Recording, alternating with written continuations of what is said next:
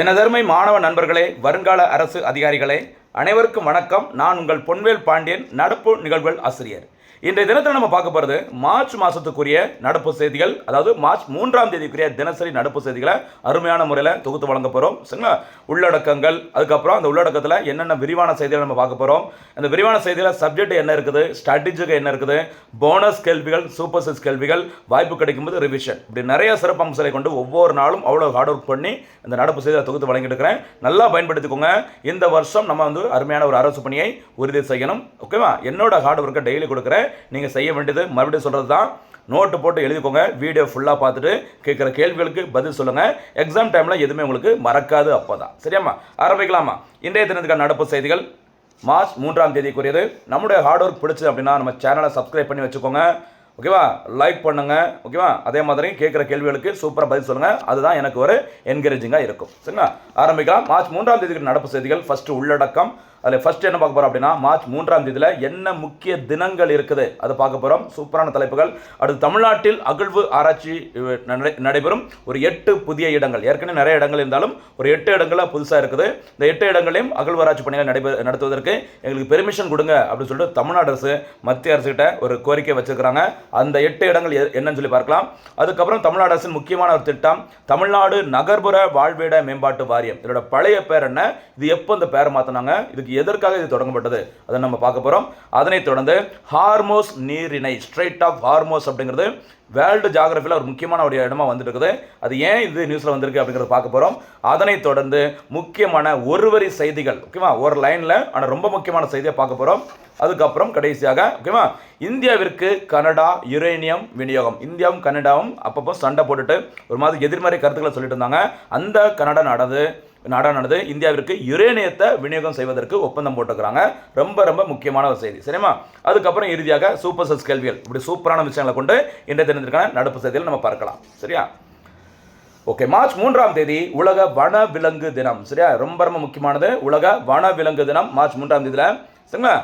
CITES. சரியா? CITES. சரியா? அந்த சிட்ஸ் அல்லது சைட்ஸ் அப்படிங்கிற இந்த ஒப்பந்தத்தின்படி ஐக்கிய நாடுகள் சபையினால் இந்த தினம் 2014ஆம் ஆண்டு முதல் கடைபிடிக்கப்பட்டு வருகிறது. உலக வன விலங்குகளை, அதாவது எண்ணிக்கையில் ரொம்ப கம்மியாக இருக்கிற அந்த விலங்குகள், சரியா, இந்த செடிகள் முதற்கொண்டு வர்த்தக ரீதியாக கடத்திட்டு போய் சேல்ஸ் பண்ணுவாங்க நிறைய பேர். இதெல்லாம் தடுப்பதற்கு தான் இந்த தினம் விழிப்புணர்வு தினமாக கடைபிடிக்கப்படுகிறது.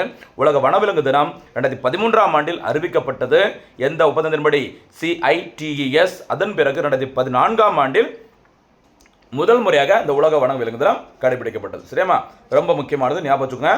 இந்த இடத்துல உங்களுக்கு ஒரு சின்ன போனஸ் கேள்வி.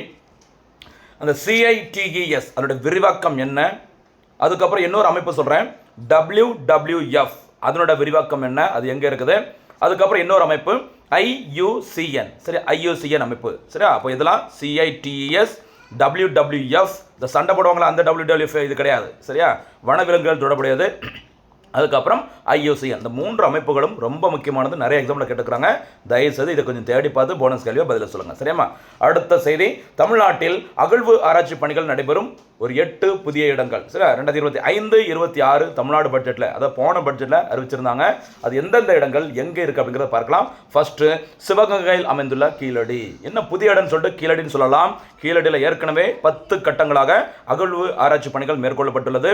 இந்திய தொல்லியல் துறை, ASIன்னு சொல்லுவாங்கள்ல, ஆர்கியாலஜிக்கல் சர்வே ஆஃப் இந்தியா, 1861 உருவாக்கப்பட்டது. அதுக்கப்புறம் 100 வருஷம் கழிச்சு தான், அதாவது 1961 தான் தமிழ்நாட்டில் தொல்லியல் துறை உருவாக்கப்பட்டது, குறிப்பிடத்தக்கது. சரிங்களா? அப்படிப்பட்ட நம்ம தமிழ்நாட்டில் பார்த்தீங்கன்னா சிவகங்கை மாவட்டத்தில் ஏற்கனவே 10வது, சரியா, அதாவது 10 கட்டங்களாக சிவகங்கை மாவட்டம் கீழடியில் அகழ்வு ஆராய்ச்சி பணிகள் மேற்கொள்ளப்பட்டது. 11வது கட்டத்திற்கு எங்களுக்கு பெர்மிஷன் கொடுங்க அப்படி சொல்லி தமிழ்நாடு அரசு மத்திய அரசிட்ட ஒரு கோரிக்கை வச்சிருக்கிறாங்க. அதனால நியூஸில் வந்துருக்கு, பார்த்துக்கோங்க. அடுத்த இடம் தூத்துக்குடி பக்கத்தில் இருக்கிற பட்டணமருதூர். என்னமா?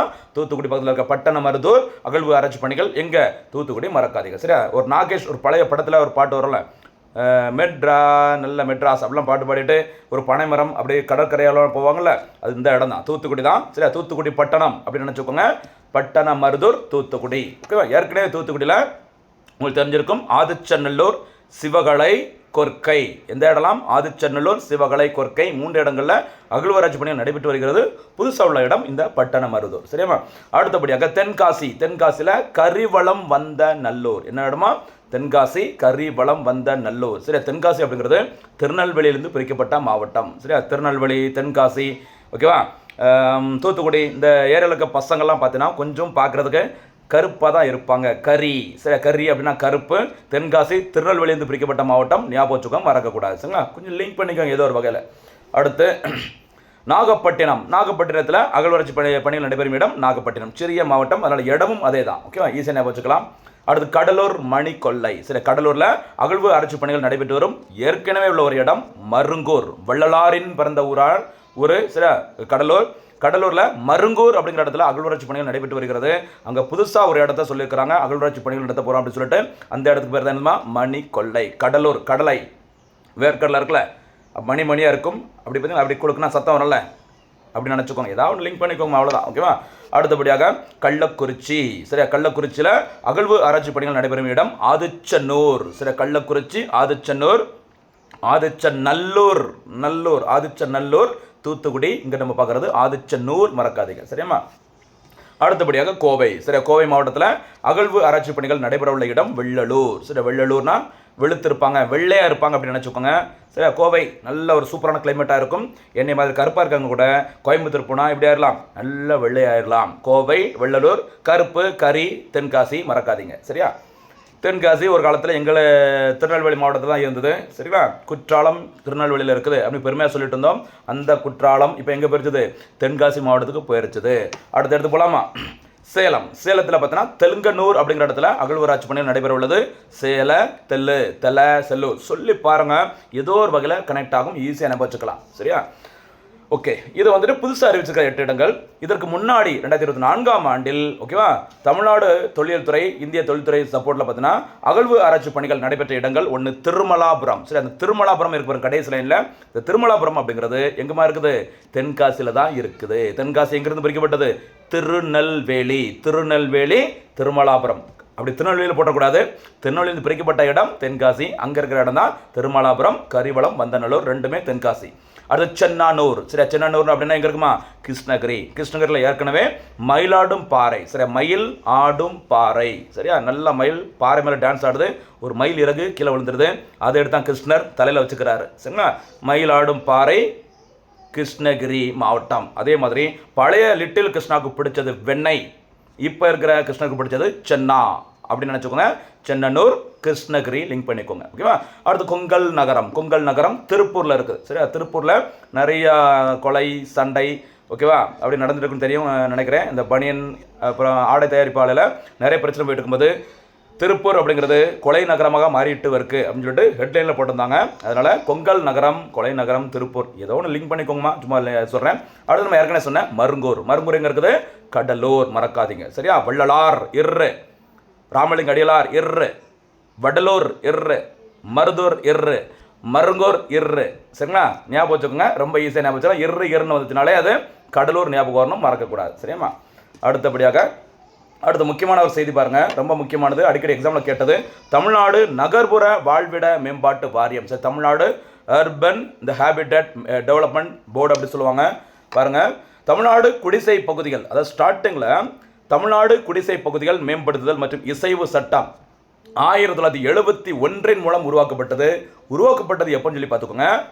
அதான் பழைய பேர். சரிங்களா, தமிழ்நாடு குடிசை மாற்று வாரியம். ஓகேவா, ஸ்லம் கிளியரன்ஸ் போர்டுன்னு சொல்லுவோம். தமிழ்நாடு ஸ்லம் கிளியரன்ஸ் போர்டு அப்படின்னு சொல்கிறது தான் தமிழ்நாடு குடிசை மாற்று வாரியம். 1971 சட்டத்தின்படி உருவாக்கப்பட்டது. சரிங்களா, ஞாபகம் வச்சுக்கோங்க, ரொம்ப முக்கியமானது. 71 சட்டத்தின்படி உருவாக்கப்பட்டது 1970.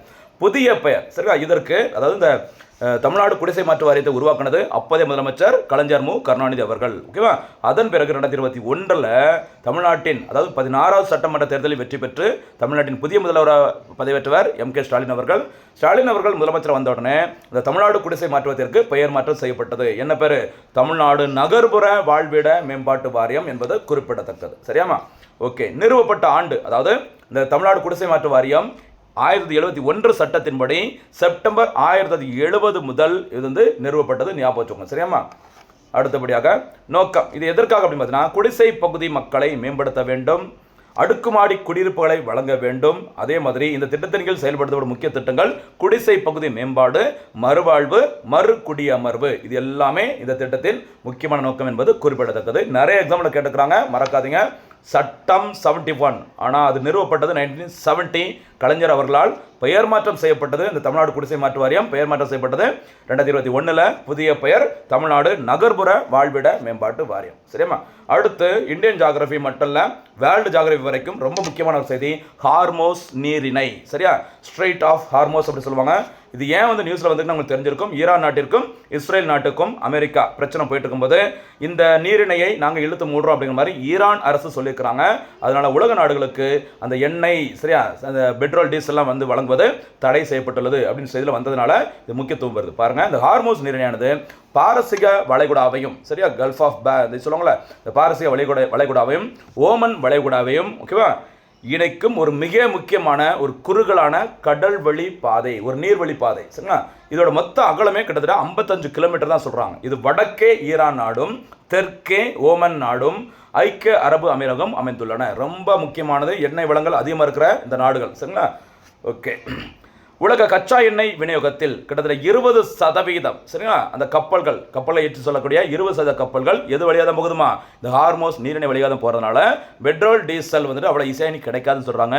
இன்னொரு கூடுதல் செய்தி, இந்த பாதை வழியாக தான் சீனா, இந்தியா மாதிரி இருக்கிற ஆசிய நாடுகளுக்கு 80% எண்ணெய்கள் இதன் மூலமாக தான் இந்த வழியாக தான் சப்ளை பண்ணுறாங்க அப்படின்னு சொல்லியிருக்கிறாங்க.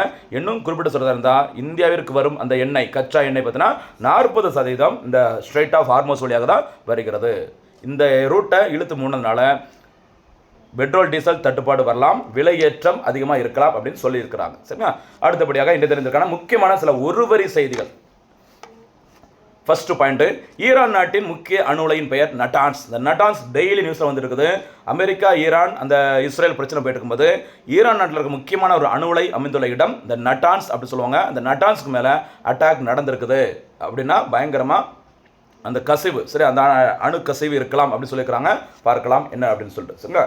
அடுத்து 2025-26 ஆண்டிற்கான இபிஎஃப் வட்டி விகிதம், சரி, அந்த தொழிலாளர் அந்த வைப்பு நிதின்னு சொல்லுவாங்கல்ல, அதற்கான வட்டி விகிதம் 8.25% தொடரும் அப்படி சொல்லியிருக்கிறாங்க. அடுத்த ஒரு செய்தி, வேர்ல்டு லெவலில் அணுசக்தி உலைகள் எங்கே இருக்குது, எப்படி செயல்படுது, இது எல்லாத்தையுமே கண்காணிக்கிற தலைமை அமைப்பின் பெயர் இன்டர்நேஷனல் அட்டாமிக் எனர்ஜி ஏஜென்சின்னு சொல்லுவாங்க, சர்வதேச அணுசக்தி முகமை. அதோட தலைவர் ரஃபேல் கிராசி. மறந்துடாதீங்க, இது டெய்லி நியூஸில் வந்துட்டு இருக்குமா. இது ஷார்ட்ஸில் கூட நம்ம போட்டிருக்கோம். இதை பற்றிலாம் டீட்டெயிலாக கொஞ்சம் பாருங்கள். ஷார்ட்ஸும் கொஞ்சம் நல்லா பாருங்கள், ஓகேவா. அவ்வளோ எஃபர்ட் போட்டு இந்த வீடியோ போட்டதை விட ஷார்ட்ஸ் எடுக்கிறது தான் கஷ்டம். சரியா? ஏதாவது நோட்ஸை பார்த்து அப்படியே சொல்லிட்டு இருப்போம். ஷார்ட்ஸ் அப்படிங்கிறத அப்படியே பார்த்துட்டு அப்படியே நமக்கு மெமரியில் இருக்கிறது தான் சொல்லணும். அதனால் நம்ம கொஞ்சம் என்கரேஜ் பண்ணுங்கள், நல்லா பயன்படுத்திக்கோங்க, தேர்வில் வெற்றி பெறுங்கள். சரிங்களா? அடுத்த ஒரு செய்தி, 4 ஆண்டுகளுக்கு பிறகு இந்தியாவில் கோதுமை வீட், சரியா, கோதுமையை ஏற்றுமதி செய்வதற்கு மத்திய அரசு அனுமதி வழங்கியிருக்கிறாங்க. அது ஒரு செய்தி, ஞாபகம் வச்சுக்கோங்க. அடுத்தபடியாக முக்கியமான இந்தியாவுடன் தொடர்புடைய ஒரு சர்வதேச செய்தி, இந்தியாவிற்கு கனடா யுரேனியம் விநியோகம். சரியா? பாருங்கள், இந்தியாவுக்கும் கனடாவுக்கும் செட் ஆகாமல் நிறைய மாற்றி கருத்துக்களை சொல்லிட்டு இருந்தாங்க இந்த காலிஸ்தான் பிரச்சனை வந்ததுக்கு அப்புறம். சரியா? பாருங்க, இந்தியாவின் அணுசக்தி தேவைகளுக்காக கனடா நாட்டிடமிருந்து 2027 ஆண்டு முதல், அடுத்த வருஷம் 2027 ஆண்டு முதல் 2035 ஆண்டு வரை 11,000 டன்கள் யுரேனியத்தை கிட்டத்தட்ட 24,000 கோடி மதிப்பில், ஓகேவா, வாங்குவதற்கான ஒரு ஒப்பந்தம் போட்டிருக்கிறாங்க. அப்போ இந்தியா யுரேனியத்தை வாங்குறதுக்கு எந்த நாட்டோட ஒப்பந்தம் போட்டுக்கிறாங்க? கனடா. மறந்துடாதீங்க. சரிங்களா? இந்திய பிரதமர் நரேந்திர மோடி அவர்கள், அதே மாதிரி இந்தியாவிற்கு வருகை புரிந்துள்ள கனடா நாட்டின் பிரதமரான திரு மார்க் கார்னி அவர்கள், இவங்க 2 பேர் முன்னிலையில் தான் புதுடெல்லியில் நடைபெற்ற நிகழ்ச்சியில் இந்த யுரேனியம் வாங்குவதற்கான ஒப்பந்தம் கையெழுத்தாகியுள்ளது. சரிங்களா? அது சீக்கியர்களுக்கு ஆதரவான ஒரு அமைப்பு சொல்லுவாங்க, காலிஸ்தான் அப்படின்னு சொல்லுவாங்கள்ல, அந்த காலிஸ்தான் குரூப்பு கனடாவில் செயல்பட்டு வருகிறது அப்படின்னு சொல்லிட்டு இந்தியாவிற்கும் கனடாவுக்கும் நிறைய பிரச்சனை வந்துட்டு இருக்கும்போது இந்த ஒப்பந்தம் கனடா இந்தியாவின் நட்புறவை வலுப்படுத்துவதற்கு ஒரு காரணமாக இருக்கும்னு சொல்லியிருக்கிறாங்க. சரிங்களா? இந்த ஒப்பந்தத்தை கனடா நாட்டின், சரி, அந்த கேமிகோ என்ற நிறுவனம் மூலம் விநியோகம் செய்யப்படுவது. யுரேனியத்தை சப்ளை பண்ணக்கூடிய நிறுவனம் அந்த கேமிகோ அப்படி சொல்கிறாங்க, பார்த்துக்கோங்க. சரியா? அடுத்தபடியாக இந்தியாவின் இலக்கு, கடைசி பாயிண்ட் ரொம்ப முக்கியமானது, வளர்ந்த இந்தியா, அதாவது விக்ஷித் பாரத் அப்படி சொல்லுவாங்களே, 2047 ஆண்டு இந்தியாவோட 100வது சுதந்திர தினம் வரக்கூடிய 100வது ஆண்டு 2047, அந்த ஆண்டுக்குள்ள இப்போ இருக்கிற இந்தியா, வளர்ந்து வரும் இந்தியான்னு சொல்லுவாங்கள்ல, டெவலப்பிங் கண்ட்ரி, அதை வளர்ந்த இந்தியாவாக வல்லரசு நாடாக மாற்றுவதற்கு இலக்கு ஆண்டு தான் 2047. வளர்ந்த இந்தியா தொலைநோக்கு திட்டத்தின் கீழ் 2047 ஆண்டிற்குள் 100 ஜிகாவாட், நோட் பண்ணிக்கோங்க, எவ்வளோமா, 100 ஜிகாவாட் அணுமின் உற்பத்தியை உற்பத்தி செய்வதற்கு இந்திய அரசு இலக்கு நிர்ணயம் பண்ணியிருக்கிறாங்க. இந்த 100 ஜிகாவாட் அணுமின் உற்பத்தியை அடைவதற்கு, அந்த இலக்கை அடைவதற்கு கனடா நாட்டுடன் மேற்கொண்ட இந்த ஒப்பந்தம் கண்டிப்பாக யூஸ்ஃபுல்லாக இருக்கும் அப்படின்னு சொல்லியிருக்கிறாங்க. ரொம்ப முக்கியமான செய்திமா. அடுத்தபடியாக இந்திய தினத்துக்கான சூப்பர் 6 கேள்விகள். முதல் சூப்பர் 6 கேள்வி, உலக வனவிலங்கு தினம் எப்போது கடைபிடிக்கப்படுகிறது? முதல் கேள்வி. இரண்டாவது கேள்வி, CITES என்பதன் விரிவாக்கம் என்ன? இது போனஸ் கேள்வியோடு கேட்டிருந்தேன், மறக்காதீங்க. அடுத்தபடியாக அகழ்வு ஆராய்ச்சி பணிகள் நடைபெற்று வரும் அதிச்சனூர் மற்றும் பட்டணமருதூர் ஆகியவை எந்தெந்த மாவட்டங்களில் அமைந்துள்ளன? நான்காவது சூப்பர் 6 கேள்வி, தமிழ்நாடு நகர்ப்புற வாழ்விட மேம்பாட்டு வாரியம் எப்போது தொடங்கப்பட்டது? அதே மாதிரி தமிழ்நாடு குடிசை மாற்று வாரியம் எப்போது தொடங்கப்பட்டது? ரெண்டும் ஒரே கேள்வியில் கரெக்டாக பதில் சொல்லுங்கம்மா. அடுத்தபடியாக தி ஹார்மோஸ் ஸ்ட்ரெய்ட் என்பது எந்த இரு முக்கிய பகுதிகளை இணைக்கிறது? ஆறாவது இறுதி சூப்பர் 6 கேள்வி, சமீபத்தில் இந்தியா யுரேனியம் பெறுவதற்கு எந்த நாட்டுடன் ஒப்பந்தம் மேற்கொண்டுள்ளது? சரிங்களா மக்களே, பார்க்கும்போது நோட்ஸ் ஒரு 10 நிமிஷம் 1/4 மணி நேரம் இருக்கும். ஆனால் அதில் அவ்வளோ எஃபோர்ட் போட்டுட்ருக்கிறேன். எந்த எக்ஸாமாக இருக்கட்டும், அது ப்ரிலிம்ஸாக இருக்கலாம், மெயின்ஸாக இருக்கலாம், இன்டர்வியூ கூட இருக்கலாம், எல்லாத்துக்குமே தேவைப்படுற அளவுக்கு தினந்தோறும் உழைச்சிட்ருக்கிறேன். நல்லா பயன்படுத்திக்கோங்க, என்கரேஜ் பண்ணுங்கள். ஓகேவா? கேட்குற கேள்விகளுக்கு சூப்பராக பதில் சொல்லுங்கள், ஒரு நோட்டு போட்டு எழுதுங்க. அப்போ தான் இந்த வருஷம் நமக்கான அரசு பணியை கண்டிப்பாக உறுதி செய்ய முடியும். மீண்டும் சந்திக்கலாம். நன்றி, வணக்கம்.